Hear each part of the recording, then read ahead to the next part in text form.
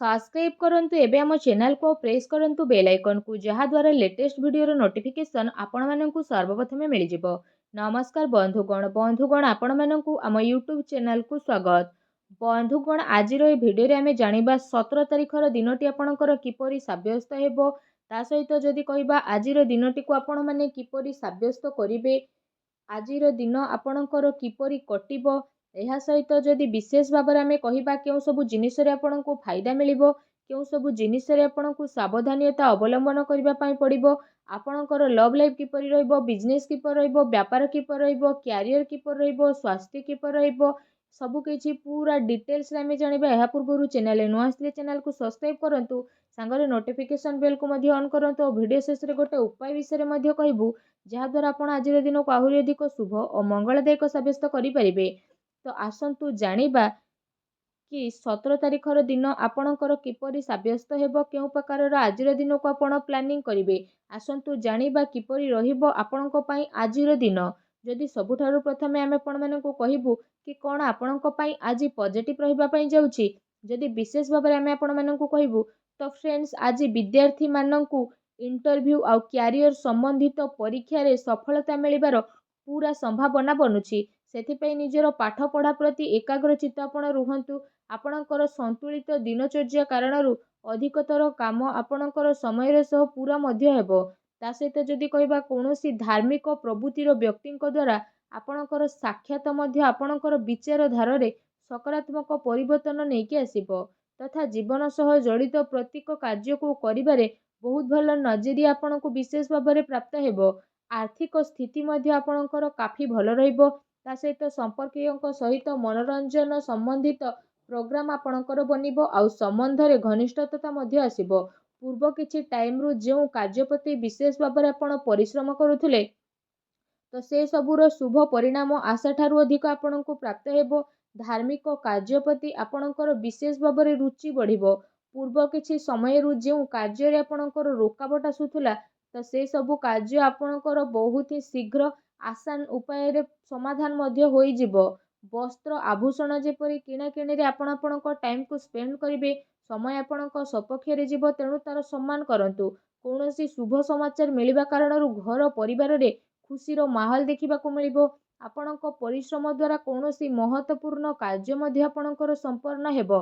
आपणको योग्यता एवं क्षमता उपरे परिवार सदस्य माने गर्व अनुभव करिवे। कोनोसी अविश्वसनीय व्यक्तिंकर परामर्श आउ सहयोग आपणकर हजि जाइथिबा प्रतिष्ठा को पुणी थरे हासिल करिवो जहा द्वारा आपणकर आत्मविश्वास रे वृद्धि हेबो। ता सहित घरे कोनोसी धार्मिक आयोजन मध्य आपणकर संपन्न हेबो। ଏହା ସହିତ ଏ ଦିନ ଆପଣଙ୍କ ପାଇଁ ବହୁତ ହି ଭଲ ଦିନ ସିଦ୍ଧ ହେବ। ଏ ଦିନ ଆପଣଙ୍କୁ ନୂଆ ନୂଆ ସଫଳତା ମିଳିବାର ବିଶେଷ ଭାବରେ ଅନେକ ହିଁ ଯୋଗ ବନୁଅଛି। ଆସନ୍ତୁ ଜାଣିବା ଏ ଦିନରେ ଆପଣଙ୍କ ପାଇଁ କ'ଣ ନେଗେଟିଭ୍ ରହିବ। ଯଦି କହିବା ଫ୍ରେଣ୍ଡସ୍ଙ୍କ ସହିତ ଏ ଦିନରେ ଅଯଥା ବୁଲାବୁଲିରେ ଆପଣ ଆପଣଙ୍କର ଟାଇମ୍କୁ ବ୍ୟର୍ଥ କରନ୍ତୁ ନାହିଁ। ନିଜର ଶାରୀରିକ ଊର୍ଜାକୁ ବନେଇକି ରଖନ୍ତୁ। ଅଳସ୍ୱାମୀରେ ମନୋରଞ୍ଜନରେ ସମୟ ବ୍ୟତୀତ କରିବା ଠାରୁ ବନୁଥିବା କାର୍ଯ୍ୟରେ ଆପଣଙ୍କର ରୋକାବଟ ମଧ୍ୟ ଆସିପାରେ। ନିଜର ମହତ୍ୱପୂର୍ଣ୍ଣ ଦସ୍ତାବିଜକୁ ସମ୍ଭାଳିକି ରଖନ୍ତୁ। କେହି ଏହାର ଭୁଲ ବ୍ୟବହାର ମଧ୍ୟ କରିପାରେ। ତା ସହିତ ଏ କାରଣରୁ ଯଦି କହିବା ଆପଣଙ୍କର ସ୍ୱାଭିମାନ ଉପରେ ଆଘାତ ମଧ୍ୟ ପହଞ୍ଚିପାରେ।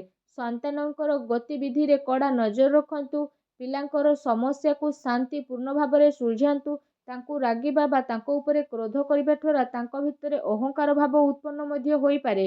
କାଳ୍ପନିକ କଥା ଉପରେ ଅଧିକ ଧ୍ୟାନ ନ ଦେଇକି ଯଥାର୍ଥ ଉପରେ ଆପଣ ବିଶ୍ୱାସ କରନ୍ତୁ, କିନ୍ତୁ ଧ୍ୟାନ ରଖନ୍ତୁ କି କୌଣସି ବି କାର୍ଯ୍ୟକୁ କରିବା ପୂର୍ବରୁ ତାର ଭଲ ମନ୍ଦ ଜିନିଷ ଉପରେ ଆପଣ ବିଚାର କରିବାର ଅତି ଆବଶ୍ୟକତା ରହିଛି, କାରଣ କିଛି ଭୁଲ ହେବାର ସମ୍ଭାବନା ମଧ୍ୟ ଲାଗୁଛି।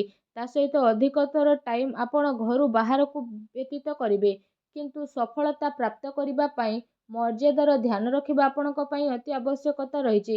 କୌଣସି ବି ଅନୁଚିତ କାର୍ଯ୍ୟ ଆପଣଙ୍କର କ୍ରୋଧପୂର୍ଣ୍ଣ ବ୍ୟବହାର ଆପଣଙ୍କର ଯୋଜନାକୁ ପରିବର୍ତ୍ତନ କରିପାରେ, ତେଣୁ ସାବଧାନ ରୁହନ୍ତୁ। ଅନ୍ୟର ସୁଲଝାଇବାରେ ଗଭୀରତାର ସହ ଆପଣ ବିଚାର କରନ୍ତୁ ତଥା ଅଯଥା ଖର୍ଚ୍ଚରୁ ଦୂରେଇ ରୁହନ୍ତୁ।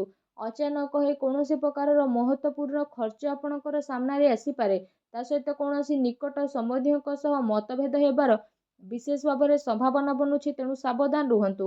ଆସନ୍ତୁ ଜାଣିବା ଏ ଦିନରେ ଆପଣଙ୍କର ଲଭ୍ ଲାଇଫ୍ କିପରି ରହିବ। ଯଦି କହିବା ବିବାହିତ ଜୀବନ ଆପଣଙ୍କର ସୁଖମୟ ରହିବ। ପ୍ରେମ ସମ୍ବନ୍ଧରେ ଆପଣଙ୍କର କାଫି ମଜବୁତତା ଆସିବ। ପ୍ରେମ ସମ୍ବନ୍ଧ ପାଇଁ ଏ ଦିନ ବହୁତ ହି ଭଲ ଦିନ ଆପଣଙ୍କର ରହିବ, ଅନୁକୂଳ ରହିବ। ପାରିବାରିକ ଗତିବିଧିରେ ଆପଣଙ୍କର ସହଯୋଗ ସମର୍ପଣ ବାତାବରଣକୁ ଆହୁରି ଅଧିକ ଖୁସିଭରା ବନେଇ ଦେବ ତଥା ଆପୋଷିକ ସମ୍ବନ୍ଧରେ ଆହୁରି ଅଧିକ ଘନିଷ୍ଠତା ମଧ୍ୟ ଦେଖିବାକୁ ମିଳିବ। ପତି ପତ୍ନୀଙ୍କ ସମ୍ବନ୍ଧରେ ମଧୁରତା ରହିବ।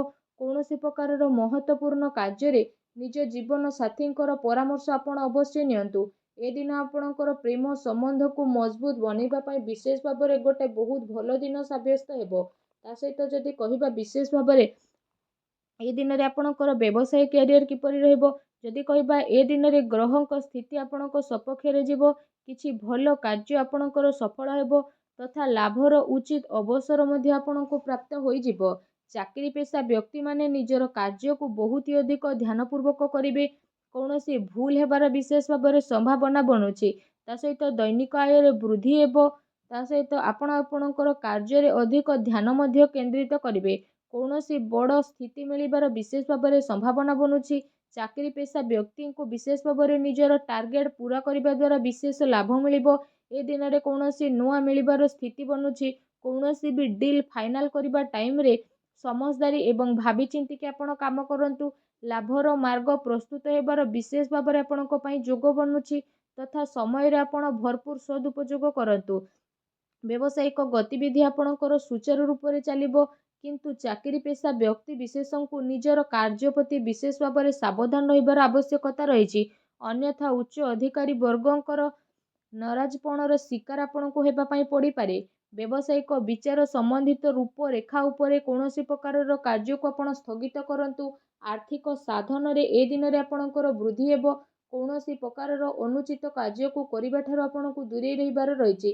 ତା ସହିତ ପ୍ରପର୍ଟି ସମ୍ବନ୍ଧିତ କାର୍ଯ୍ୟରେ ପେପର ୱାର୍କରେ ଆପଣ ଅଧିକ ଧ୍ୟାନ ଦିଅନ୍ତୁ।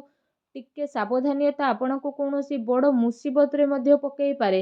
ଚାକିରି ପେଶା ବ୍ୟକ୍ତିବିଶେଷଙ୍କୁ ଯଦି କହିବା ଉଚ୍ଚ ଅଧିକାରୀ ବର୍ଗ ପ୍ରସନ୍ନ ମଧ୍ୟ ରହିବେ। ପ୍ରମୋସନ ମିଳିବାର ମଧ୍ୟ ବିଶେଷ ଭାବରେ ଯୋଗ ଆପଣଙ୍କ ପାଇଁ ବନୁଛି।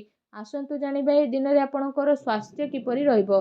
ଯଦି କହିବା ଆପଣ ଏ ଦିନରେ ବାହନ ଆଦି କିଣାକିଣି ଟାଇମରେ ଆଘାତ ଲାଗିବାର ବିଶେଷ ଭାବରେ ସମ୍ଭାବନା ବନୁଛି। ସେଥିପାଇଁ ଆପଣ ଅତ୍ୟଧିକ ସାବଧାନ ରୁହନ୍ତୁ।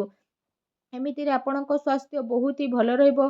ତା ସହିତ ନିଜ ସ୍ୱାସ୍ଥ୍ୟକୁ ଭଲ ରଖିବା ପାଇଁ ଆପଣ ପ୍ରତ୍ୟେକ ଦିନ ଯୋଗ କରନ୍ତୁ, ବ୍ୟାୟାମ କରନ୍ତୁ ଏବଂ ସୁସ୍ଥ ରୁହନ୍ତୁ। ଆସନ୍ତୁ ଜାଣିବା ଆପଣଙ୍କ ପାଇଁ କ'ଣ ବିଶେଷ ଉପାୟ ରହିଛି। ଯଦି କହିବା ଆପଣ ସ୍ନାନ ଆଦି ବିଶେଷ ଭାବରେ କରିସାରିବା ପରେ ଭଗବାନ ଶିବଙ୍କର ମନ୍ତ୍ର ଜପ କରନ୍ତୁ। ତା ସହିତ ବିଶେଷ ଭାବରେ ଘରେ ପୂଜା ପାଠ ଆଜି କରନ୍ତୁ। ଛୋଟ ପିଲାଙ୍କୁ କିଛି ନା କିଛି ଖାଇବାକୁ ଦିଅନ୍ତୁ, ଯାହାଦ୍ୱାରା ସବୁ ନକାରାତ୍ମକ ଶକ୍ତିର ବିନାଶ ହେବ, ଶୁଭ ଫଳ ପ୍ରାପ୍ତ ହେବ। ଭିଡ଼ିଓ କେମିତି ଲାଗିଲା କମେଣ୍ଟ କରିକି ଜଣାନ୍ତୁ। ଚ୍ୟାନେଲରେ ନୂଆ କରି ଆସିଥିଲେ ଚ୍ୟାନେଲକୁ ସବସ୍କ୍ରାଇବ କରନ୍ତୁ। ଧନ୍ୟବାଦ।